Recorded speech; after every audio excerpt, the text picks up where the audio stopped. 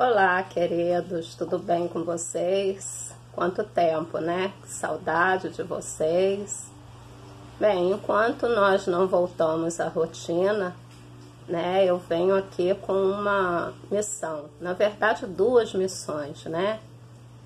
Mas deixa eu me apresentar primeiro, né, para os que não me conhecem. Eu me chamo Alessandra, faço parte do departamento infantil da Igreja Água Viva.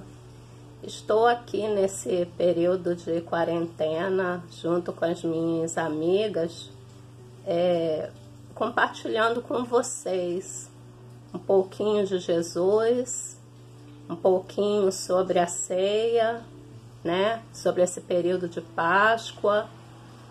E é com essa responsabilidade, com essa missão que eu estou aqui hoje. E eu gostaria, assim, de bater um papo com vocês, né? Como a gente costuma fazer na sala de aula, compartilhar sobre alguns assuntos que muito interessa a mim e a vocês, né? Trocar algumas ideias e também fazer uma viagem com vocês. Gostaria de, juntos, fazermos uma viagem pela Bíblia, né? E vivenciar essa semana tão importante que antecede a Páscoa. Tudo que aconteceu com Jesus nesse período, né? Nós vamos poder juntos, né, experimentar esses sentimentos, né? O que Jesus fez, o que Jesus passou, o que Jesus sentiu, pois tudo isso está relatado na palavra de Deus, né? E é na Bíblia que a gente vai poder aprender, né? Um pouco sobre tudo isso, pouco mais, né? Sobre tudo isso que aconteceu naquela época. Queria convidar vocês para que a gente possa, a partir de agora, né? Fazer esse trajeto, né? Mas para que isso aconteça, né, para o início disso tudo, a gente precisa preparar uma bagagem, né? Afinal, nós vamos viajar juntos, né? Nessa bagagem, a gente precisa levar itens muito importantes, que é a Bíblia, um caderno, lápis, borracha, né? Para que a gente possa anotar passagens, anotar versículos importantes, né? E depois pesquisar um pouco sobre tudo isso, se aprofundar mais na palavra de Deus, porque ela é muito importante, né? Para o nosso crescimento espiritual. Para começar, eu queria, junto com vocês, nessa hora, né, fazer uma oração.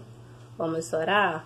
A gente sempre ora no início da aula, né? Às vezes eu convido um de vocês, vejo quem quer participar, quem quer orar, né? E quando vocês ficam tímidos, a tia que ora para vocês, né?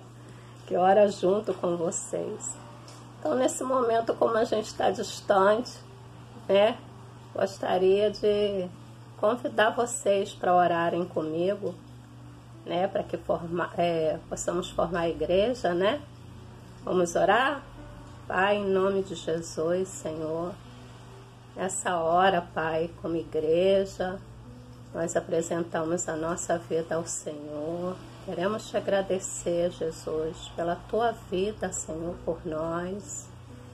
Queremos te agradecer, Pai, por esses dias, por tudo que está acontecendo, porque sabemos que o Senhor, Deus, está no controle de todas as coisas, porque sabemos, Pai, que tu és, Senhor, soberano, tu és poderoso, tu és misericordioso, Pai. Teu amor, Senhor, a tua misericórdia nos cobre, Senhor. Pai querido, em nome de Jesus, nós te apresentamos, Pai, cada família, Senhor, que nesse momento, Senhor, está em casa, que o Senhor possa estar cuidando de cada um, Pai, desde o pequeno ao mais velho. Te apresentamos, Senhor, aqueles que precisam trabalhar durante esse período, Pai. Que o Senhor possa, Jesus, estar guardando, livrando, Senhor, de toda contaminação, livrando de todo mal, guardando em todo o período, Pai, desde a saída do seu lar até o retorno, Senhor. Pai, em nome de Jesus, te apresentamos, Senhor, todos os governantes, Pai. Te apresentamos, Senhor, todo o país, Deus. Te apresentamos, Pai, todo o mundo, Senhor. Todos os países, Pai. Que o Senhor possa, Senhor, estar visitando cada país. Que o Senhor possa estar guardando cada pessoa. Que o Senhor possa estar, Senhor, dando sabedoria aos governantes, Pai, para que eles possam tomar as decisões certas, Senhor. Em nome de Jesus, Pai, nós te apresentamos essa aula, esse momento, Senhor. Que o Senhor venha junto conosco, Pai, viajar, Pai, pela Tua palavra. Que o Senhor venha junto conosco, Senhor, nos ensinar, Deus, a Tua boa, agradável e perfeita vontade, Senhor. Nós te agradecemos em nome de Jesus, Pai. Amém. Obrigada, meus queridos. Eu queria, de início, que a gente pudesse falar um pouquinho, né, sobre esses dias, como tem sido, tantos dias em casa, né, tudo que está acontecendo, como que vocês estão reagindo, né, a esses dias todos sem estudar, sem sair de casa. Fiquei imaginando aqui quantas brincadeiras, né, quanta diversão, quanta bagunça, né? Fico imaginando o papai e a mamãe, o vovô e a vovó, como que devem estar, né? Os titios, os pais acredito que devem estar com os cabelos brancos já, né? De tanta energia aí. Mas fico imaginando a quantidade de brincadeira, né? Espero que vocês não estejam o tempo todo só na televisão, só no celular, né? É muito bom, é muito interessante, mas mais divertido que tudo isso são brincadeiras como, né, pular corda, né? Que é bom fazer exercícios, né? Quem tem piscina, tome banho de piscina. Quem não tem, tome banho de mangueira, né? É muito divertido nesses dias de calor.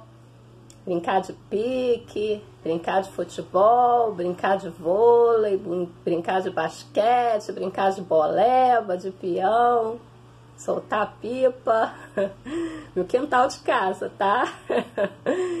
Né? Fico imaginando aí quantas brincadeiras divertidas, né? Desenhar, ler, brincar de casinha, né? Brincar de boneca, brincar de mercearia. Quando eu era criança, eu gostava muito desses brinquedos. Naquela época não tinha celular, né? Não tinha a tecnologia que tem hoje. Mas assim, tão importante quanto as brincadeiras é a responsabilidade também de contribuir para o bom andamento do lar, né? Para a organização. Eu espero que vocês estejam exercendo aí a mordomia, né? Um dos princípios importantes, né? Que vocês estejam ajudando os pais de vocês, contribuindo, né? Para que tudo fique limpo, para que tudo fique organizado, né? Para que mamãe e papai não fiquem aí com os cabelos brancos em pés, né? Não fiquem nervosos, né? Com tanta confusão, com tanta bagunça, né? Isso é muito importante. Tem um versículo, né? Acredito que nesse meio tempo vocês já prepararam o material, né? Já estão aí com a Bíblia, com caderno, lápis, né? Eu gostaria que vocês anotassem, né? Um versículo para vocês decorarem, né? Tendo sido, pois, justificados pela fé, temos paz com Deus, por nosso Senhor Jesus Cristo, por meio do nosso Senhor Jesus Cristo. Romanos 5, 1. Anotem aí, vou ler de novo. Tendo sido, pois, justificados pela fé, temos paz com Deus por meio do nosso Senhor Jesus Cristo. Romanos 5, 1. Qual é a palavra-chave? Justificar. O que é justificar, tia? Perdoar, limpar a culpa, absorver da culpa e do castigo merecido, aceitar justo por causa dos méritos do Salvador, ou pela aplicação da expiação de Cristo ao ofensor. Só Jesus, né, para fazer isso, levar a culpa no nosso lugar, né? Se justificar os nossos erros, não é mesmo? Soberania, o princípio bíblico, né? Soberania. Jesus é o único que morreu, ressuscitou e vive para sempre. Hoje é Páscoa, né? E assim, essa Páscoa não vai ser igual às outras, não é mesmo? Vai ser bem diferente. Não vai ter as apresentações que a gente costuma fazer na igreja, as cantatas, né? As crianças sempre se apresentam. Mas tem uma coisa que não vai mudar nunca: o verdadeiro significado da Páscoa, que é a morte e ressurreição do Senhor, que é a morte e ressurreição de Jesus. E nós recebemos a salvação pelos nossos pecados e nos tornamos filhos de Deus. Isso é tão importante, né? Saber que, independente de ter ou não uma apresentação na igreja, de estarmos ou não juntos nesse momento, né, especial que é a Páscoa, ter ou não chocolate, porque nem todos nesse momento estão em condições de ter ovo de Páscoa, né? Que é uma forma de alegrar aí a criançada, né? Quem é que não gosta de um chocolate? Quem é que não gosta de um ovo de Páscoa, né? Mas que o mais importante é saber que nós somos salvos e graças ao Senhor, né? O sacrifício que Ele fez por nós nos deu esse presente, né? Que é a salvação. E que a verdadeira Páscoa é essa: é o sacrifício dele na cruz, a morte e a ressurreição de Jesus. E nós recebemos a salvação através desse ato de amor, né? Eu queria fazer com vocês essa viagem, né, que se inicia agora. E assim, é um momento muito importante, né? Porque a gente vai ver essa semana que antecede a Páscoa, né? A semana de Jesus, tudo que ele viveu, né, antes da Páscoa. E assim, é muito importante que vocês prestem bem atenção, que vocês anotem, né, todos os versículos que a tia vai passar, para que depois vocês possam, com o papai, com a mamãe, né, estar relendo, pesquisando, né? Antes de começar essa viagem, né, eu queria comentar com vocês que o período que vocês estão em casa, até para vocês ocuparem, né, esse tempo, é o tempo que vocês estão aí, que às vezes fica assim, brincam e as brincadeiras acabam e vocês até querem outras coisas, né? E não sabem o que, ficam meio sem saber o que fazer para passar o tempo. Tem um artesanato. Então, aí eles tiraram as túnicas, né? E jogaram no chão e forraram no chão, né? E receberam Jesus com a maior alegria, a maior festa. E cantaram um cântico que está em Mateus 21, versículo 9. Vamos ler? E as multidões, tanto as que o precediam, como as que o seguiam, clamavam: Hosana ao filho de Davi, bendito que vem em nome do Senhor. Hosana nas maiores alturas. O povo, eles esperavam esse momento com ansiedade, né? Com uma grande expectativa. E esse momento já tinha sido previsto pelo profeta Zacarias. Ele tinha escrito há muitos e muitos anos atrás. O profeta Zacarias havia escrito que o rei justo, salvador e humilde entraria na cidade montado em um jumento novinho. O rei justo, salvador e humilde entraria na cidade montado em um jumento novinho, e esse rei traria paz. Está em Zacarias 9, capítulo 9, versículo 9 e 10. Jesus é esse Deus escolhido que traz a paz. Que toda aquela gente não entendia era que a paz que Jesus veio trazer não era para o povo somente, só para eles, mas para todos aqueles que creem em Jesus de todo o coração e que recebem o perdão pelos seus pecados. E por isso ficam em paz com Deus. Por causa de Jesus temos paz com Deus.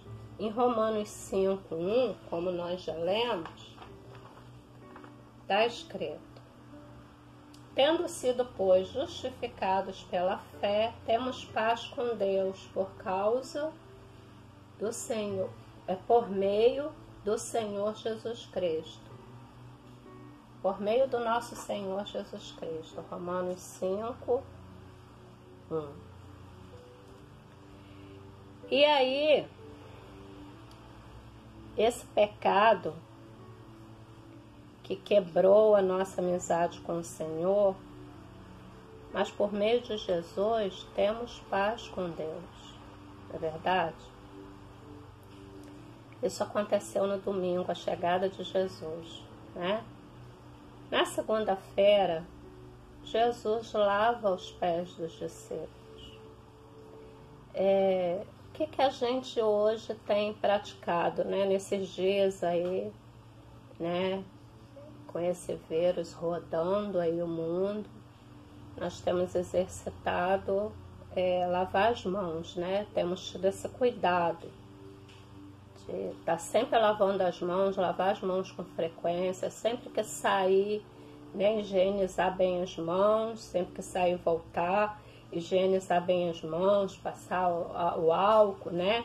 Devemos lavar com bastante cuidado, né? Bastante sabão, esfregar a palma das mãos, esfregar entre os dedos, a ponta dos dedos, né, as costas das mãos, né, esfregar muito bem para poder eliminar toda a bactéria.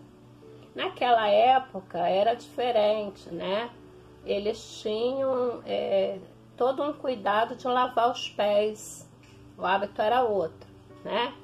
eles também lavavam as mãos, é claro. Mas quando as pessoas iam visitar alguém, elas tomavam banho, é claro.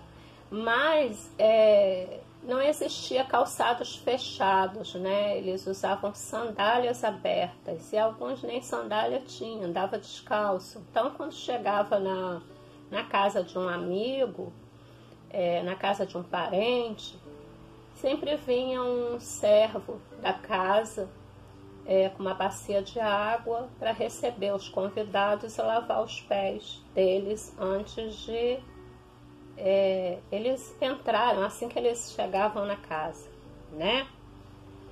E Jesus, ele tem, assim, ele prepara um momento com os seus discípulos, né? Um momento especial, só ele e os discípulos. Alguns dias depois de fazer a sua entrada triunfal em Jerusalém, Jesus decide ficar a sós com os seus discípulos. Ele sabia que seria a última noite com eles e planejou tudo para celebrar a Páscoa com os seus amigos. Essa era a última, lembrando que essa era a última, aliás, essa essa época era o período da festa da Páscoa judaica, né? Jesus disse onde seria a reunião e o que eles deveriam fazer. Seus discípulos fizeram como ele havia ordenado. Quando estava tudo pronto, Jesus se reuniu com os 12 discípulos. Ele se levantou, tirou a capa, amarrou uma toalha na cintura, pediu uma bacia com água e começou a lavar os pés dos discípulos. É interessante esse momento porque poucos dias antes Jesus tinha entrado na cidade, sido aclamado como rei, aquela chegada triunfal. E nesse momento ele tem um gesto de tanta humildade, né? Um serviço que só os servos faziam, né? E Jesus naquele momento ele tem esse gesto de humildade com os seus amigos. Aí Pedro reage, né? Pedro tem uma reação a isso. Ele estranhou, né, a atitude de Jesus. Vamos ver lá em João 13, versículo do 6 ao 10. Qual foi essa reação de Pedro? João 13, versículo 6. Aproximou-se, pois, de Simão Pedro, e ele lhe disse, Pedro fala para Jesus, Senhor, tu me lavas os pés a mim? Respondeu-lhe Jesus, o que eu faço não sabes agora, compreendê-lo-ás depois. Disse-lhe Pedro, nunca me lavaras os pés, respondeu-lhe Jesus. Se eu não te lavar, não tens parte comigo.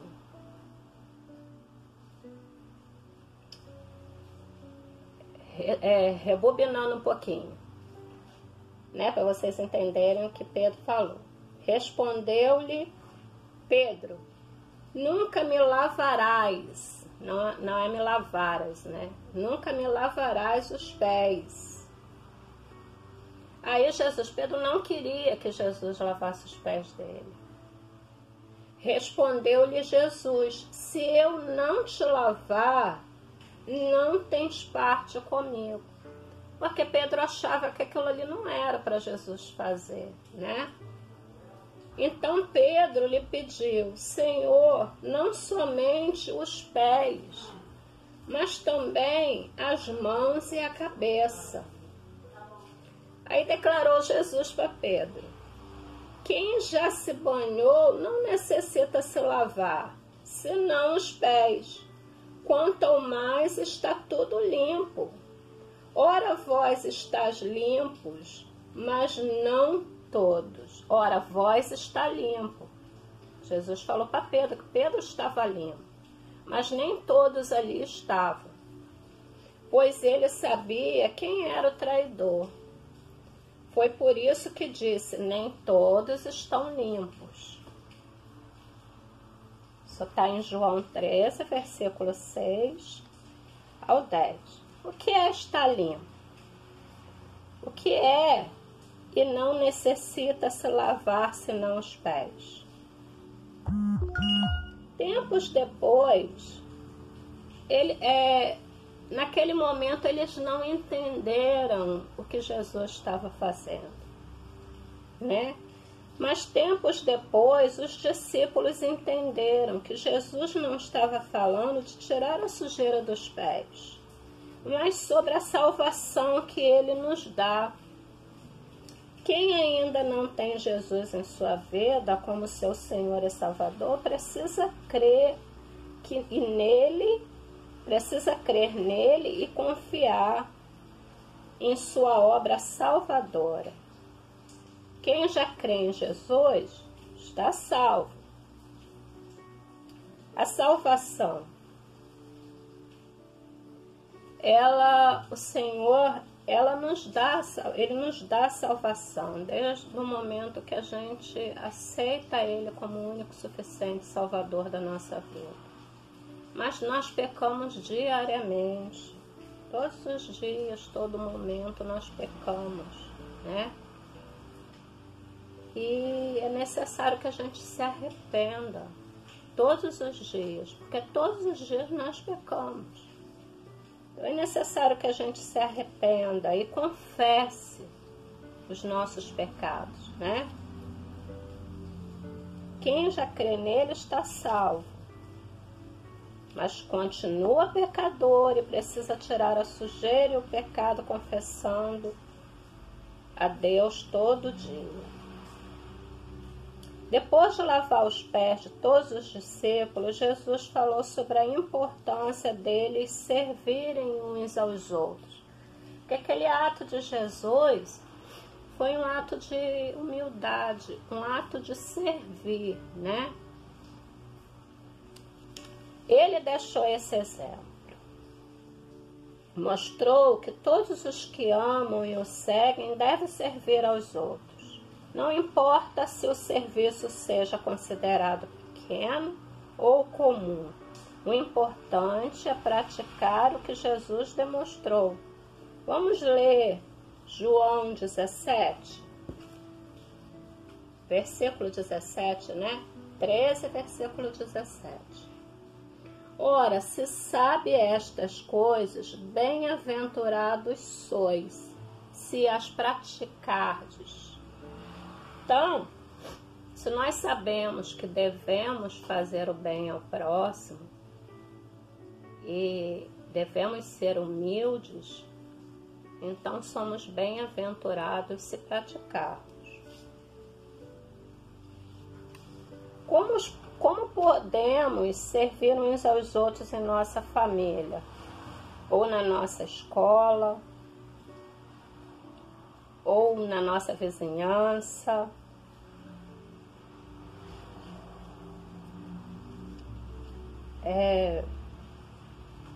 Pense aí, de que forma a gente pode praticar. A gente pode servir na igreja, na escola, no serviço, quem trabalha.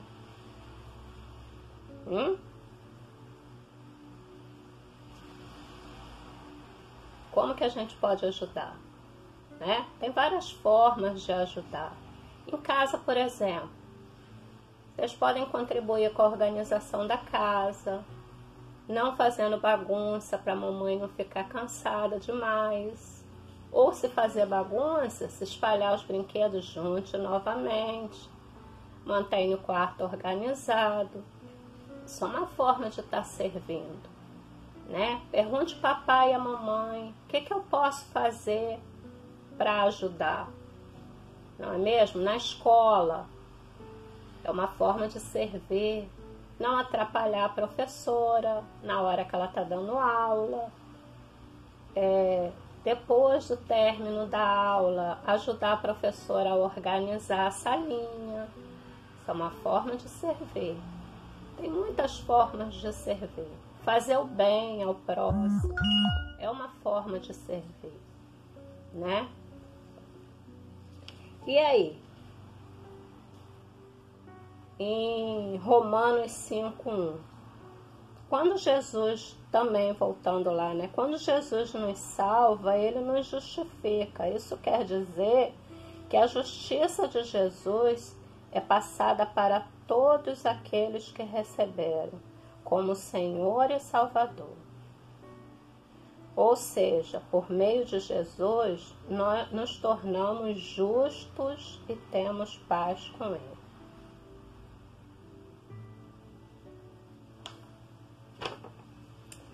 Na terça-feira, a traição, a última ceia.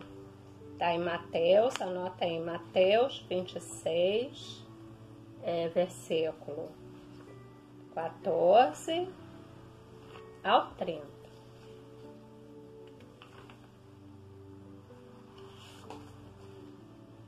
Notaram aí?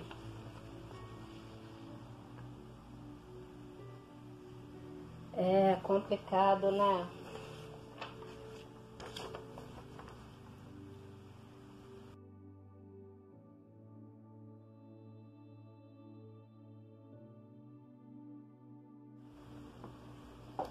Terça-feira, a traição e a última ceia. Anota aí, Mateus 26, versículo 14 a 30. Queria saber de vocês, se vocês sabem quais são os elementos da ceia, que é utilizado na ceia.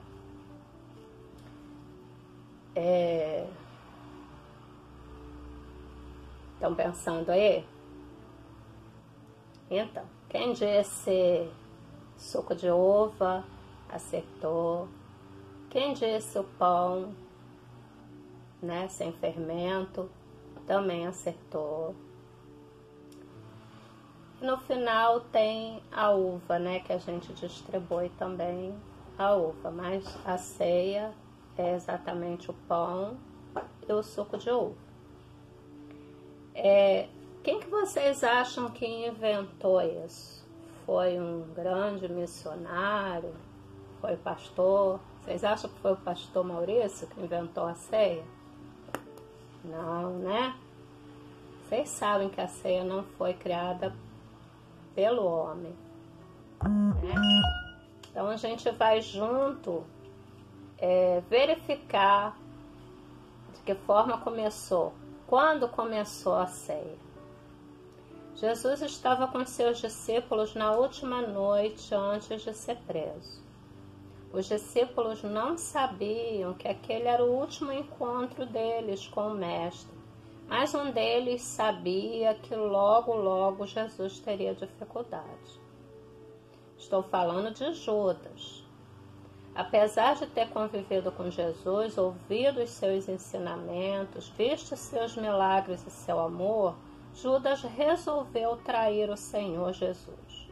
Quando soube que os líderes maldosos e invejosos queriam acabar com Jesus, Judas foi conversar com eles e acertaram que ele iria dar um jeito para entregar o Mestre.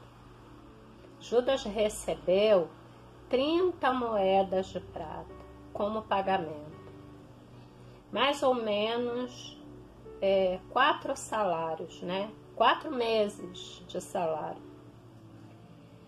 Judas estava naquela noite tão especial para Jesus e seus discípulos. Juntos, lavou os pés de todos, inclusive de Judas. Depois, eles começaram a comer, e enquanto comiam, eles lembravam daquela primeira Páscoa. Lembra que a gente comentou lá atrás? A Páscoa que eles comemoravam na época que o povo saiu da escravidão do Egito, quando o povo era escravo e o Senhor os libertou. Enquanto eles celebravam a Páscoa, Jesus falou que um dos discípulos iria traí-lo. Vocês podem imaginar o que aconteceu? Como que o restante não ficou triste, não é verdade? Saber que um deles, né? Todos eram amigos de Jesus. Pelo menos Jesus os considerava dessa forma. E um deles trair Jesus. Eles ficaram muito tristes. Só que eles não sabiam quem era, porque Jesus ele tratava todos igualmente. Jesus, mesmo sabendo que Judas era o traidor, nunca o tratou mal ou diferente. Que bondoso é Jesus, né? A comemoração continuou. Jesus pegou o pão, partiu e deu aos seus amigos, dizendo: assim comam esse pão, ele é o meu corpo. Eles comeram, mas é provável que não estivessem entendendo bem o que Jesus estava dizendo, ou querendo dizer, né? Depois Jesus pegou o copo com o vinho e passou para os discípulos e disse: bebam, esse é o meu sangue que vai ser derramado para o perdão dos pecados. O pão era o corpo de Jesus, o vinho, o sangue. O que era tudo aquilo? Jesus estava começando algo novo, dando um novo significado à Páscoa. Ele disse que isso deveria ser feito até o dia dele voltar. E é por isso que temos a ceia em nossa igreja. Foi o próprio Jesus que mandou que fizéssemos isso. E todas as vezes que celebramos a ceia, lembramos que Jesus deu o corpo para morrer em nosso lugar e derramou o seu sangue para o perdão dos nossos pecados. É a Páscoa cristã. A ceia nos lembra da morte de Jesus, mas também nos lembra que Ele está vivo e voltará para buscar a sua igreja. Ele é o Rei dos reis que governa tudo. Vocês ainda são crianças, mas quando vocês crescerem, vão poder fazer a profissão da fé e poder participar desse momento tão especial, né? Com seus pais, com seus tios, com seus avós. Quando terminou de falar, Jesus cantou com seus discípulos. A fé que recebemos, a fé nada mais é do que recebermos Jesus como nosso Senhor e Salvador. Isso é fé. Crer nele, que ele é nosso Rei, que ele é poderoso para fazer além daquilo que nós pedimos, daquilo que nós pensamos, daquilo que sequer imaginamos. Quarta-feira, Jesus ora no jardim. Está em Mateus, anote aí.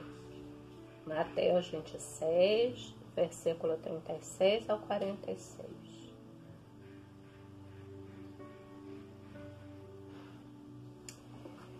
O que queremos às vezes, é fazer a nossa vontade, né? Sempre queremos fazer aquilo que nós desejamos. Então, fazer a nossa vontade é sempre muito mais fácil do que fazer a vontade dos outros. Vamos dar alguns exemplos. Às vezes, quando a gente está vendo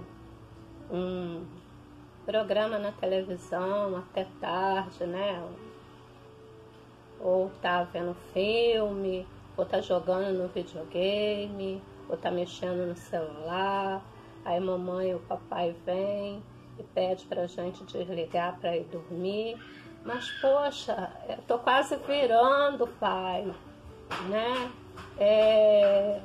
Tá quase terminando, né, esse capítulo da série que eu tô vendo, que é muito boa. O filme tá quase no final.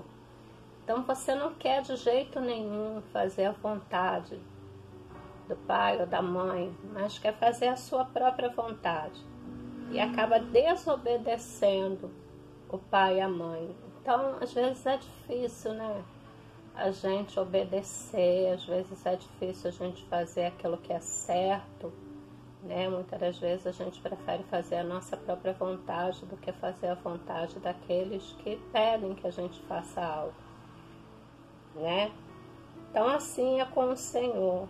Às vezes é difícil a gente obedecer à vontade de Deus, mas a vontade dele é sempre a melhor para cada um de nós. Assim como a vontade dos nossos pais. Sempre que o papai e a mamãe pedir para vocês fazerem algo, mesmo que naquele momento vocês não queiram fazer, façam, obedeçam, porque a vontade do pai, da mãe, a vontade, assim como a vontade do Senhor, é sempre o melhor para cada um de nós. Não é verdade? Depois que Jesus e seus discípulos terminaram a celebração da Páscoa, eles foram para um lugar chamado Getsêmani, um jardim grande que ficava em Jerusalém, afastado dos muros da cidade. Era noite. Jesus falou com os discípulos: fiquem aqui e eu vou ali orar. Ele levou Pedro, Tiago e João para ficarem mais perto dele. Naquele momento, Jesus ficou muito triste e muito angustiado. Era uma dor dentro dele muito, muito forte. Por isso pediu aos 3 discípulos: fiquem aqui e vigiem comigo. Isso queria dizer que eles deveriam ficar alertas e atentos ao Mestre.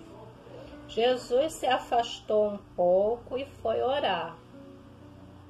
Com o rosto no chão, Jesus chorou diante de Deus. Ele disse: Pai, se possível, afasta de mim esse sofrimento. Mesmo sendo difícil, deveria fazer a vontade do Pai.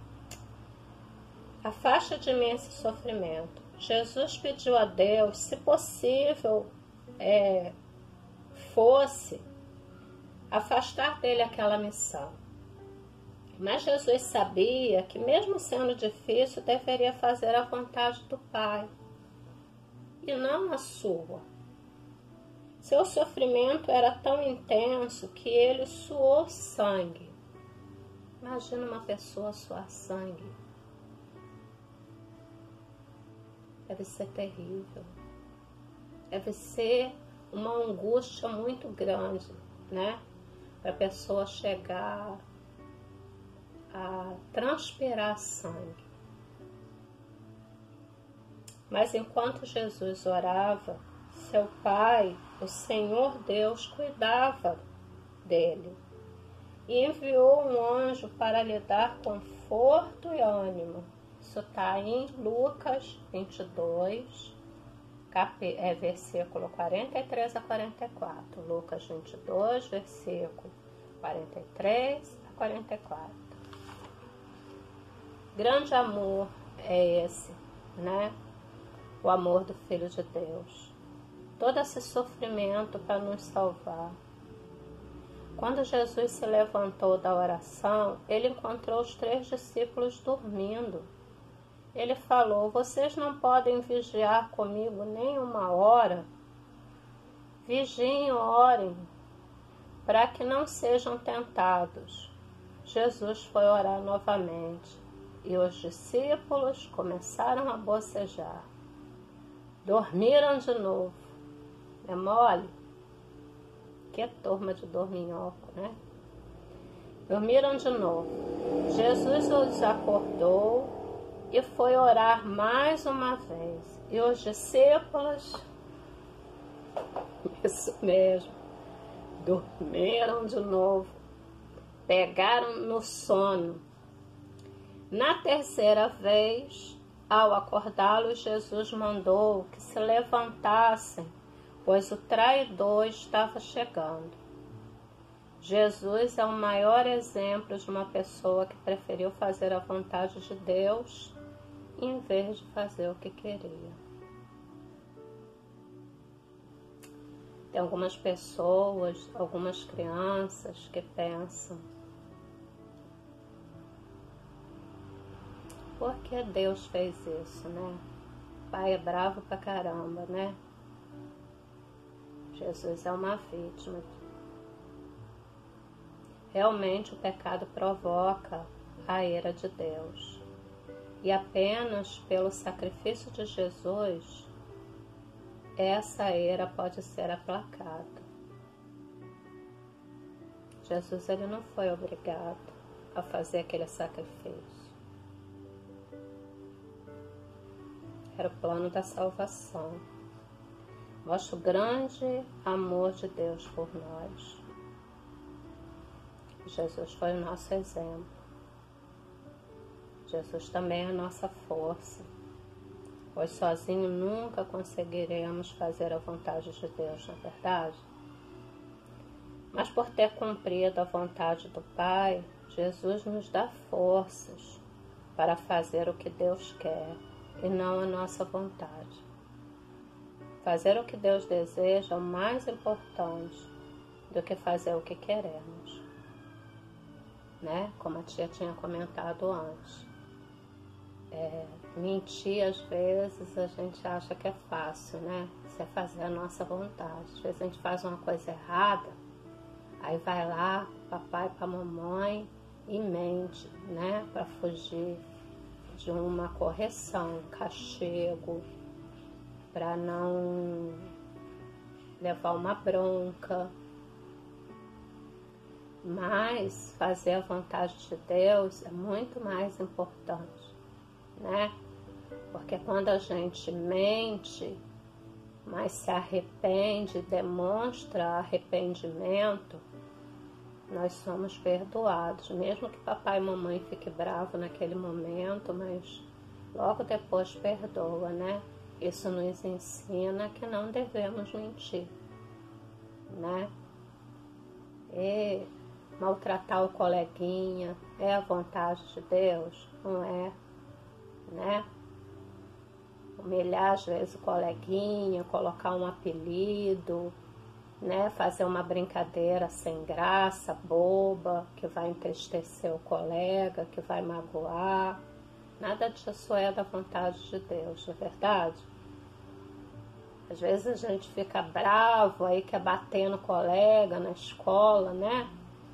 Quer fazer quer se vingar, né? Fazer uma covardia com o colega. Então, nada disso é a vontade de Deus. Então, quando a gente faz aquilo que é bom, aquilo que é certo, o Senhor se agrada. Jesus, ele fez a vontade de Deus, ele fez aquilo que era certo, aquilo que era necessário naquele momento. Mesmo que custasse, como custou, né? Um alto preço para ele. Então, às vezes a gente precisa pensar, às vezes mesmo que falar a verdade, né, tenha consequência de um castigo, né, de uma correção dos pais, vocês vão estar fazendo aquilo que é certo, aquilo que é correto aos olhos do Senhor. Na quinta-feira, Jesus é preso e Pedro o nega. Está em Mateus 26, 47 a 68. em Mateus 27, do 1 ao 2, e depois de 11 a 26. Imaginem no momento vocês na escola, ou no pátio, ou na vizinhança, no pátio da escola, ou na vizinhança, né? Às vezes a gente tem muitos colegas de bairro, né? Muitos amiguinhos. E quem é que já não deve ter passado por um momento assim? Vocês chegam e tá lá aquela turminha que vocês gostam de brincar, turma de amigos, né? E vocês chegam com uma ideia de uma brincadeira, né? Então, aí vocês estão com a turma de amigos, né? E vocês chegam com uma ideia de uma brincadeira nova, todo empolgado, né? E quer compartilhar com os amigos. E aí vocês chegam no meio dos amigos e conta aquela ideia que vocês tiveram, chama para brincar, mas eles não dão nem importância, rejeitam a sua ideia, rejeitam você, não querem nem saber, te deixam de lado, zombam de você. E depois, quando chega um outro amigo, eles vão lá brincar com aquele amigo, dar importância a ele, né? Brinca aí com a brincadeira dele e vocês ficam de lado. Imagina qual é a sensação nesse momento. Pense aí como vocês se sentiriam se um grupo de amigos, né, que vocês gostam muito, fizesse isso com vocês. Qual seria a sensação? De abandono, não é? Então, vamos verificar o que aconteceu, né, nesse momento e quem sentiu essa sensação. Vamos tentar descobrir aqui. Gostaria de lembrar também vocês de um pedacinho que eu falei no outro momento. Fazer o que Deus deseja é mais importante do que fazer o que queremos. É verdade? E aí, Judas, o traidor, estava chegando. E ele se aproximou, acompanhado de muitos homens e soldados. Judas havia combinado que daria um beijo no rosto da pessoa que os soldados deveriam prender. Esse era o código. Assim que Judas chegou, deu um beijo em seu mestre, Jesus. Jesus deu uma bronca no discípulo. Vocês acham que Jesus deu uma bronca nele? Porque Jesus sabia que ele ia traí-lo. Judas até merecia, né? Mas Jesus não fez isso. E os outros discípulos? Eles ficaram com muito medo. Pedro tentou defender Jesus e agrediu um soldado, arrancando-lhe a orelha. Mas Jesus socorreu o jovem e o curou. Isso está em Lucas 22, versículo 51. Anota aí.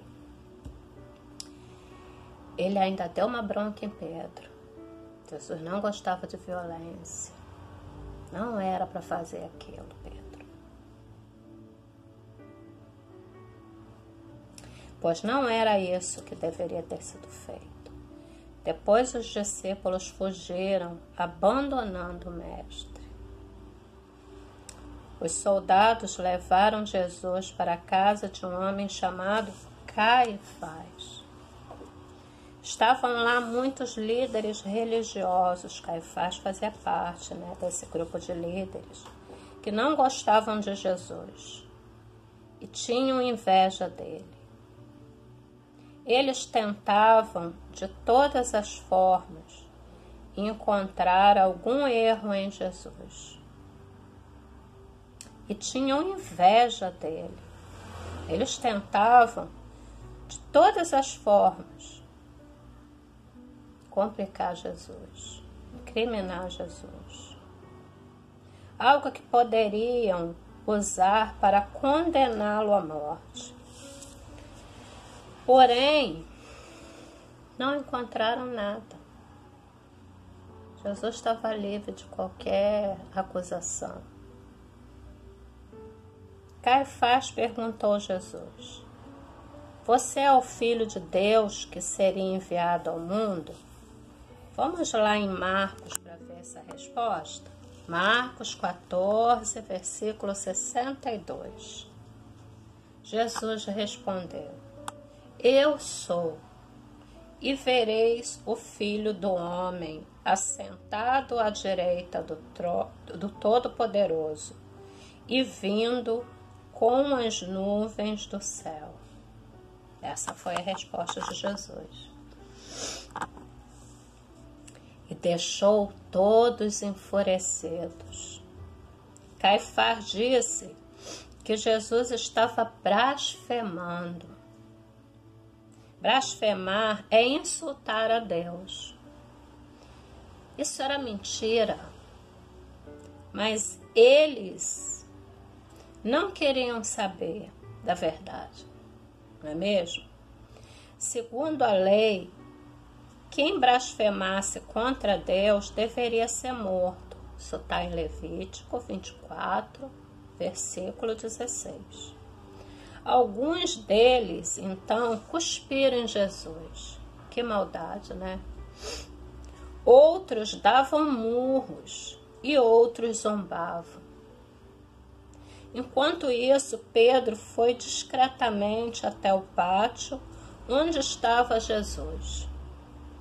Ele ficou de longe. Pedro amava o mestre, mas estava com medo.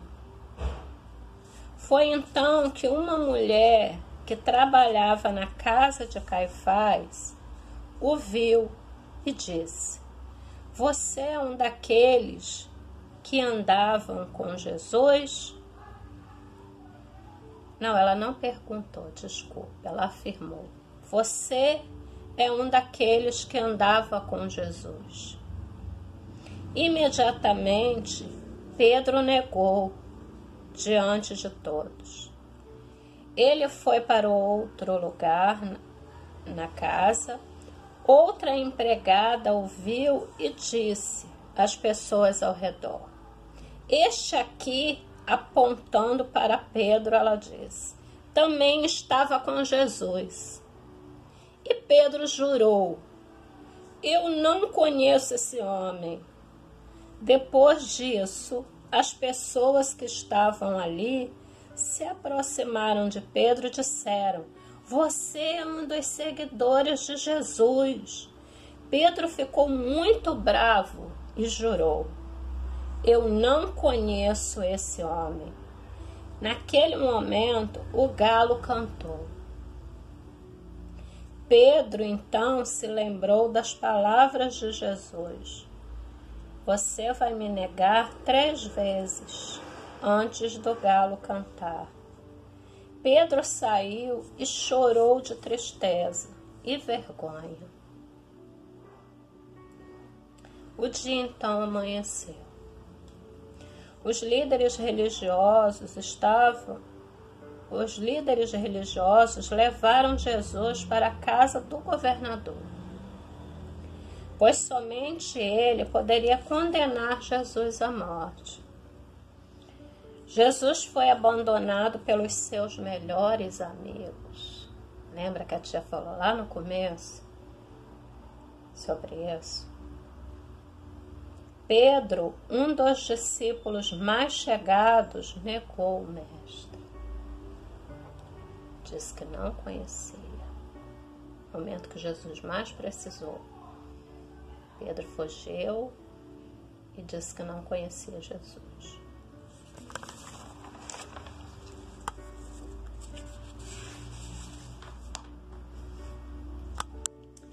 Jesus continuou a amá-los.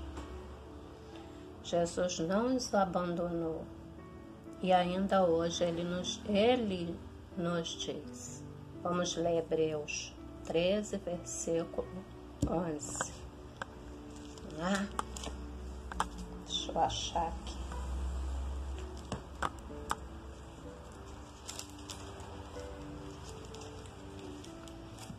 Hebreus 13, versículo 11. Pois aqueles animais cujo sangue é trazido para dentro do Santo dos Santos pelo sumo sacerdote como obração pelo pecado, têm o corpo queimado fora do acampamento. Por isso foi que também Jesus, para santificar o povo pelo seu próprio sangue, sofreu fora da porta.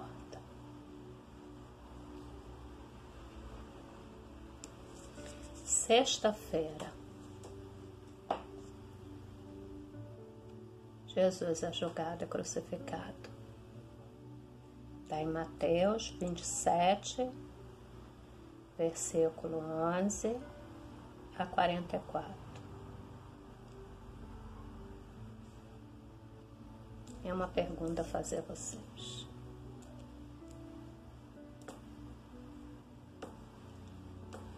Sobre levar a culpa. Vocês já foram responsabilizados por algo que não fizeram? Já levaram a culpa de algo que não fez? Quando eu li esse texto, né? Eu me lembrei da minha infância. Isso acontece muito em meio aos irmãos, né? Não sei se algum de vocês já passou por isso, mas sempre tem, quando tem mais de um irmão, quando são 2, 3, 4, 5, né? Lá em casa eram 3, mais ou menos, com pouca diferença de idade um do outro, né? Crescemos juntos. E o que acontecia? Sempre tem um que é mais arteiro, sempre tem um que apronta mais, né? Sempre tem um irmão que faz algumas coisas que não deveria, né? Sempre tem um que é uma pipoquinha, né? Dizendo assim. E aí acontecia muito isso, né? De um irmão aprontar, e quando a gente estava junto ali brincando, acabava que um jogava a culpa para cima do outro, né? Sempre acontece isso, sempre não, né? Às vezes acontece isso entre irmãos, né? De um irmão fazer uma coisa errada, então para não ser corrigido, culpar o outro irmão, né? Foi ele que fez, mãe, não fui eu não, né? E acontecia muito com a gente de se um errava, os 3 apanhavam, né? Acontecia muito isso. Para a mãe não ser injusta e de repente ela pensava assim, né? Para não bater no inocente e o inocente pagar pelo culpado, ela preferia corrigir os 3, porque ali tinha...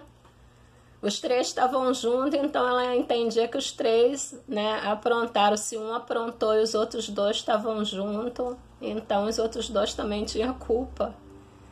Então, acontecia isso da gente ser corrigido em grupo, né? E apanhava com a varinha ungida. Varinha de goiaba ungida, né?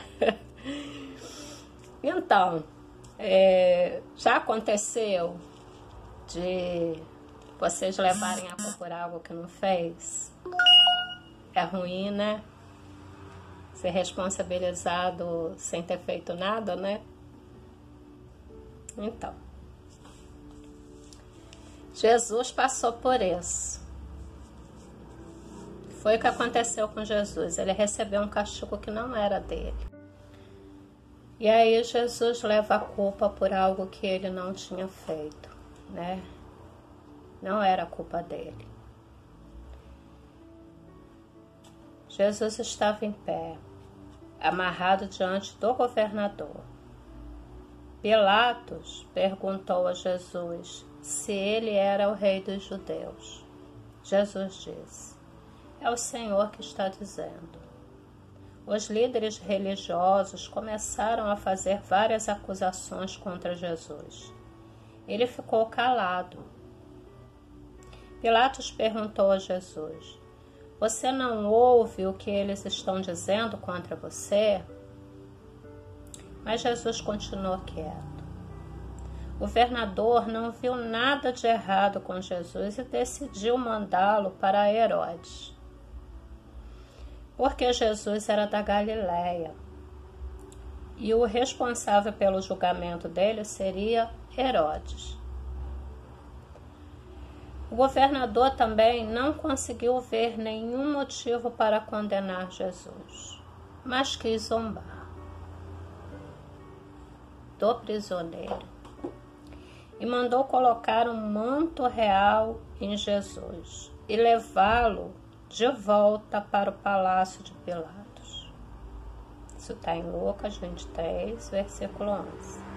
Pilatos disse que queria dar um castigo bem grande em Jesus e depois o soltaria, pois era um costume soltar um prisioneiro na Páscoa.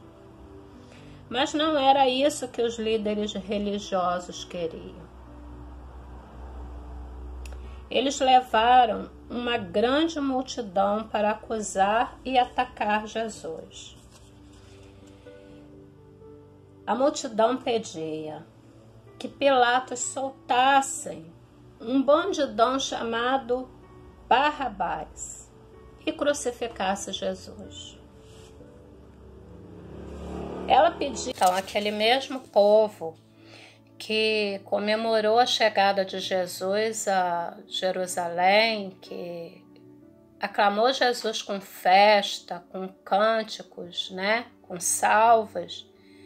Muitos deles estavam ali no meio daquela multidão, gritando para que Jesus fosse crucificado, torcendo para que Jesus fosse para a cruz. Pilatos ainda pergunta que crime ele cometeu, mas o povo não respondeu e continuou gritando: crucifica, crucifica. Quando viu que não tinha jeito de soltar Jesus e que a confusão estava se formando, Pilatos mandou buscar uma bacia com água e lavou as mãos. Isso queria dizer que ele não se responsabilizava, que ele não era culpado por aquele crime e que a responsabilidade era do povo. Pilatos mandou soltar o bandido, que se chamava Barrabás, e entregou Jesus para os soldados que bateram muito nele e colocaram uma coroa de espinho em sua cabeça, só para zombar, dizendo: viva o rei dos judeus! Depois Jesus carregou uma cruz até um monte. Lá ele foi crucificado, no meio de dois bandidos que mereciam aquele castigo. Era meio-dia, mas de repente o sol ficou escuro. As pessoas continuavam a zombar e a debochar de Jesus, e faziam isso sem parar. Já havia passado quase 3 horas, mas o sofrimento maior ainda estava por vir. Jesus recebeu o castigo pelos pecados de todos nós. Difícil, né?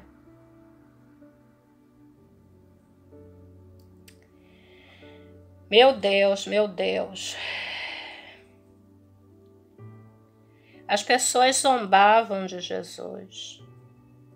Nesse momento, ele gritou, bem alto: meu Deus, meu Deus, Porque o Senhor me abandonou. Por causa do nosso pecado, Deus deixou o seu Filho e deu a ele o castigo, que era para cada um de nós. Depois disso, Jesus morreu. Algumas pessoas podem até pensar que Jesus precisava mesmo morrer. Não tinha outro jeito. Precisamos entender que o pecado é uma coisa muito séria. Que pecado é tudo aquilo que está contra a lei de Deus. O pecado traz a morte. O pecado nos separa de Deus. Isso é muito sério. Antes de Jesus vir ao mundo, o povo de Deus oferecia sacrifício como expiação do pecado. E Jesus é o Cordeiro. O sacrifício que eles faziam era de um cordeiro, né? Jesus é esse cordeiro, Cordeiro de Deus. Ele se sacrificou por nós. O nosso castigo caiu sobre ele. Não existe amor como esse, existe? Acho que não, né? Como podemos demonstrar o nosso amor ao Senhor? De que forma a gente pode demonstrar? Fazendo a vontade dele, amando ao nosso próximo, fazendo bem ao próximo, tentando não pecar.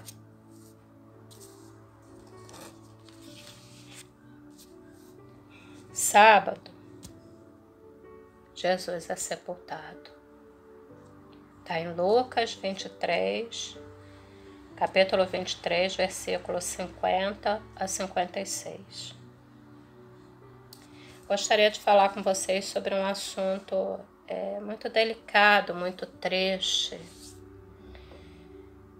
que é a respeito de velório. Eu não sei se vocês alguma vez foram em algum velório ou perderam algum ente querido. É um momento muito triste, é um momento de muito sofrimento, é um momento de silêncio, é um momento de dor, é um momento que o sentimento que a gente tem, o que a gente sente naquele momento é algo assim que nada, palavra nenhuma, presente nenhum, gesto nenhum faz com que passe. É uma dor que é inexplicável. É um momento que ninguém quer passar.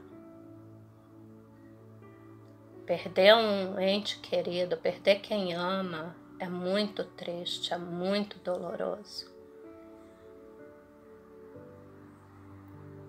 E Jesus morreu. Imagina que a mãe dele não sentiu, que os irmãos não sentiram, que os amigos sentiram naquele momento, né? Morreu numa sexta-feira, morreu às 3 horas da tarde. Aquela foi uma tarde muito triste.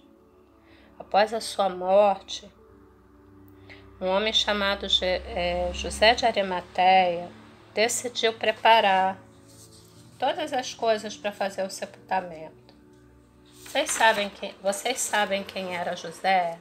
Esse José de Arimateia? Vamos ler lá em Lucas 23, 50, versículo 50. Sepultamento de Jesus. Eis que certo homem chamado José, membro do Sinédrio, homem bom e justo, que não tinha concordado com o desígnio e ação dos outros. Natural de Arimateia, cidade dos judeus, que esperava o reino de Deus.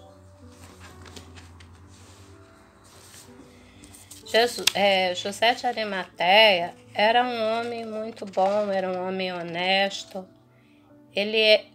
Arimateia não era o sobrenome dele. Arimateia era o nome da cidade que ele pertencia.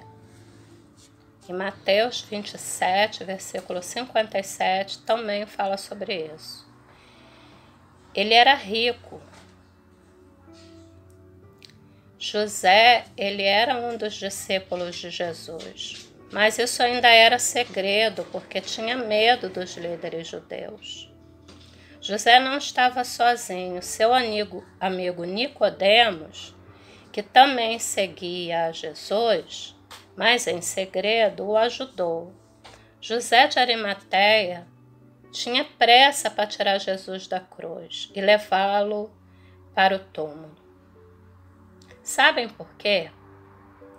Porque existia uma lei entre os judeus que era assim. No sábado, eles deveriam descansar. Era um dia de descanso. E esse descanso, durante esse período de sábado, eles eram proibidos de fazer qualquer coisa. Serviços domésticos, trabalho, não podia trabalhar. E sabe quando que começava esse período de descanso? Às 6 horas de sexta-feira, quando o sol se punha. Para descansar, eles preparavam tudo, se organizavam, faziam tudo na sexta-feira com antecedência, antes das 6, porque essa lei proibia de fazer qualquer coisa no sábado. Não podia trabalhar, não podia fazer nada. Tudo tinha que ser feito antes. Na sexta-feira era o dia de preparação de tudo. Por causa disso, José de Arimateia tinha apenas 3 horas para aprontar o túmulo de Jesus. José comprou linho, que é um tipo de tecido, para envolver o corpo de Cristo. Nicodemos, seu amigo, comprou os perfumes e as especiarias que eles usavam para realizar o sepultamento de alguém. José pediu ao governador Pilatos a permissão para retirar o corpo de Jesus da cruz. Quando recebeu a permissão, ele logo preparou o corpo de Jesus e colocou nesse túmulo. Esse túmulo pertencia a José. Era um túmulo aberto na rocha. Ninguém tinha sido sepultado ainda lá. E custava muito dinheiro na época. E ele doou para que Jesus fosse sepultado. E esse momento, ele foi registrado, né, pela profecia de Isaías. Está em Isaías 53:9. Na entrada do túmulo foi colocada uma enorme pedra para fechá-lo. Guardas foram posicionados à frente dela para garantir que ninguém ia roubar o corpo de Jesus e depois dizer que ele estava vivo. José de Arimateia, eu fico imaginando, né, a postura dele, né? José de Arimateia era um homem que era respeitado, era rico, né? Ele fazia parte daquele conselho, né? Mas ele amava Jesus. Ele acreditava em tudo que Jesus pregava. Ele era amigo de Jesus. E ele não se importou com nada naquele momento. Ele não se importou com medo. Ele não se importou de ser perseguido. Ele não se importou de ser preso, de perder tudo que tinha. Ele não se importou com nada. Enfrentou o medo por amor a Jesus. Ele quis mostrar seu amor. E o que ele fez? Passou por cima de todos esses sentimentos. O que é que nós entendemos com isso? Deus, ele nunca desiste de nós. Vai nos ajudar sempre a mostrar às outras pessoas o que nós sentimos por ele, o nosso amor, né? E não devemos ter vergonha de dizer que somos de Jesus, que pertencemos a Ele. Queria ler com vocês 1 Coríntios 15, versículo 3.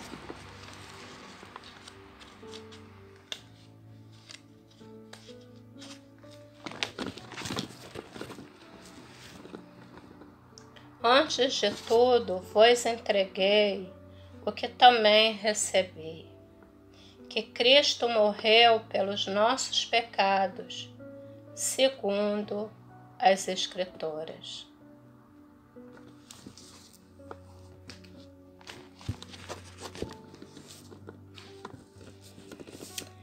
Eu acho que a gente precisa se esforçar, né, para jamais negar ao Senhor. Pedro, ele amava Jesus, mas ele negou a Jesus. E ainda bem que Jesus, ele nos ama incondicionalmente, né? E perdoou Pedro. E é muito importante que a gente não se envergonhe desse amor. Todas as profecias sobre a vinda, sobre a morte, a ressurreição de Jesus foram cumpridas, porque Deus diz e Ele cumpre, né? Domingo, Jesus está vivo, aleluia.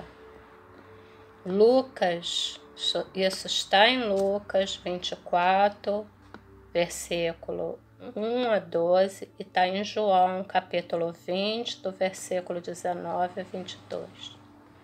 Queria falar um pouquinho com vocês sobre promessas. Tem momentos que a gente gera, quando alguém gera uma expectativa quando alguém promete alguma coisa pra gente, né? Papai, mamãe, às vezes promete que vai dar algo, né? Ou um outro parente. Então, quando a gente recebe uma promessa de alguém, a gente gera essa expectativa. Quem é que nunca esperou por algo, né? Muitas das vezes a gente recebe várias promessas, né? E a gente até promete muitas coisas, mas nem sempre a gente tem condição de cumprir. E às vezes a gente recebe uma promessa de alguém, gera aquela expectativa, fica esperando. E quando isso não acontece, a gente fica extremamente decepcionado, né? Quando essas promessas não são cumpridas. Mas a gente entende que nós somos falhos, né? O papai e a mamãe às vezes promete algo, deseja dar algo, mas naquele momento acontece alguma coisa e não é possível cumprir aquela promessa naquele momento, né? Mas isso não quer dizer que ela não vai ser cumprida, né? Mas eu queria dizer para vocês que o Senhor, todas as promessas que o Senhor faz, Ele cumpre. Todas elas. Deus, Ele sempre vai cumprir o que diz. Jesus sempre cumpre as suas promessas. E Ele prometeu que ressuscitaria. No domingo bem cedo, Maria Madalena, Joana, Maria, mãe de Tiago, e várias mulheres levaram os perfumes e as especiarias aromáticas ao túmulo de Jesus. Elas queriam cuidar do corpo do Mestre. Elas sabiam que seria muito difícil remover aquela pedra enorme que tampava a entrada do túmulo. Mas isso não as impediu de irem bem cedinho até o túmulo. Quando elas chegaram, adivinha o que aconteceu? Uma grande surpresa. A enorme pedra que fechava a entrada havia sido rolada para o lado. Mas como? Era uma pedra enorme, pesada. Como que alguém teria conseguido, né, rolar aquela pedra para o lado? Quando entraram, não encontraram o corpo do Senhor Jesus. Ficaram ali assustadas, procurando imaginar o que poderia ter acontecido com o corpo. De repente apareceram 2 homens vestidos de manto tão brilhantes como a luz do sol, e eles ficaram ao lado delas. As mulheres ficaram com medo e se curvaram diante deles. Então eles perguntaram: por que é que vocês estão procurando entre os mortos quem está vivo? Ele não está aqui, ressuscitou. O anjo ainda lembrou as palavras de Jesus que disse: eu vou morrer, mas voltarei a viver no 3º dia. Foi uma promessa que Jesus fez. Jesus disse e ele cumpriu. As mulheres correram para contar aos discípulos o que havia acontecido. E o que vocês acham que eles falaram quando ouviram essa notícia maravilhosa? Eles não acreditaram nelas. Mas Pedro se levantou e correu para o sepulcro. Ele se abaixou, olhou atentamente para dentro e viu os panos de linho vazios. E então voltou para casa, surpreso com o que havia acontecido. Naquele mesmo dia à tarde, os discípulos estavam reunidos. Os discípulos se reuniram e ficaram de portas trancadas. Jesus então apareceu no meio deles de maneira repentina e disse: Paz seja com vocês. Em seguida mostrou a eles as suas mãos e o seu lado. Jesus estava vivo, ele venceu a morte. No 3º dia, Jesus saiu do túmulo. Ele cumpriu sua promessa. Está em Lucas 24, versículos 6 e 7. Jesus ressuscitou. O Senhor Jesus ainda passou 40 dias com os seus discípulos. Em um desses dias, ele conversou com Pedro. Certamente Pedro sentiu muita vergonha por tê-lo negado, mas Jesus o perdoou. Que grande alegria Pedro sentiu. Seu amigo o amava e ele amava o seu amigo Jesus. A ressurreição de Jesus traz alegria e esperança, e essa alegria enche o nosso coração. Jesus venceu a morte, ele está vivo, e ele quem nos dá vida completa, vida abundante. Jesus prometeu que ressuscitaria e cumpriu sua promessa. Ele prometeu que iria voltar. Devemos nos alegrar e esperar, pois Jesus também cumprirá essa promessa. Gostaria de orar para encerrar esse momento, né? Foi um momento especial, aprendemos muito de tudo que Jesus sentiu, de tudo que Jesus passou, de tudo que Jesus fez, do amor dele, né? Do quanto ele nos ama, a ponto de dar a sua própria vida para que hoje estivéssemos aqui. Pai, em nome de Jesus, queremos te agradecer, Deus, por tudo que aprendemos, por tudo que vivemos através da tua palavra. Queremos te louvar, Pai, porque sabemos que o teu amor é incondicional, Senhor. Queremos te agradecer, Jesus, pela tua vida na cruz, por ter dado, Senhor, a tua vida por nós, por ter se entregado ao sofrimento, Pai. É que hoje fôssemos libertos, Senhor. Obrigada, Jesus. Obrigada pelo teu amor, obrigada pelo teu cuidado, obrigada, Senhor, pelo teu zelo por cada um de nós.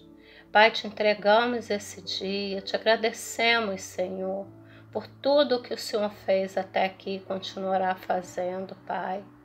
Pai, em nome de Jesus, Senhor, que o Senhor possa nessa hora estar visitando, Senhor, cada lar, estar visitando, Senhor, cada pessoa, Pai, abençoando, derramando o teu amor, a tua paz, Jesus. Nós te louvamos e te agradecemos, Senhor, por tudo, meu Pai, pelo teu zelo, pela tua proteção, pelo teu amor. Te louvamos, Jesus. Bendizemos o teu santo nome, Pai. Em nome de Jesus, que o Senhor possa guardar vocês durante essa semana e sempre. Tenha uma Páscoa abençoada, muita alegria, não comam chocolate demais, né? E agradeçam ao Senhor, porque a verdadeira Páscoa foi Ele quem nos concedeu através do teu sacrifício. Através do sacrifício dele na cruz. Um beijo, fiquem com Jesus.